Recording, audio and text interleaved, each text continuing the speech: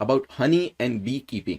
हनी और B keeping जो news है वो भी पीआईबी से बनाई गई है। पूछा गया है हनी एंड बी कीपिंग को लेकर बताएं कौन सी स्टेटमेंट आपकी करेक्ट है। National B keeping and honey mission ये एक सेंट्रल सेक्टर स्कीम है, हो सकती है।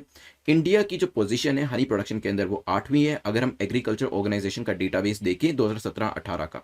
पॉसिबल है। Sweet revolution is a step to emphasize the increase in honey production in the state. तो यहाँ पे स्वीट रेवोल्यूशन का नाम लिया गया है जिससे कि राज्यों के अंदर जो हनी की प्रोडक्शन है, शहद की जो प्रोडक्शन है, उसको इंक्रीज करने की बात करी गई है। सोचिए फिर डिस्कस करते हैं। चलिए, इसका नाम है NBHM, जैसे आपने ऊपर देखा, national B keeping and honey mission. इसका एम क्या है? इसका एम है कि जो स्वीट रेवोल्यूशन के गोल हैं उनको अचीव करना है एज अ पार्ट ऑफ आत्मनिर्भर भारत अभियान। आत्मनिर्भर भारत अभियान के अंतर्गत ये सारे गोल्स को हमें अचीव करना है।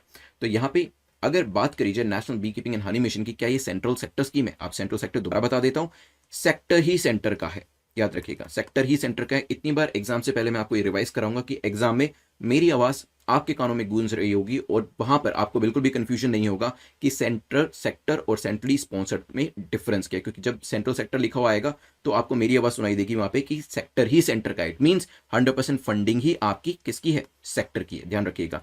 सो फर्स्ट स्टेटमेंट आपकी करेक्ट हो जाती है।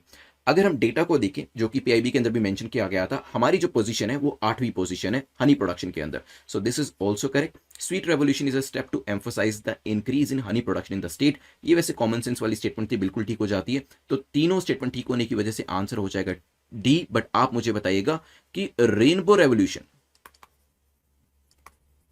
किस चीज से रिलेट करता है? ठीक है, रेनबो रेवोल्यूशन के बारे में बताइएगा, क्योंकि हमने स्वीट रेवोल्यूशन की बात करी है।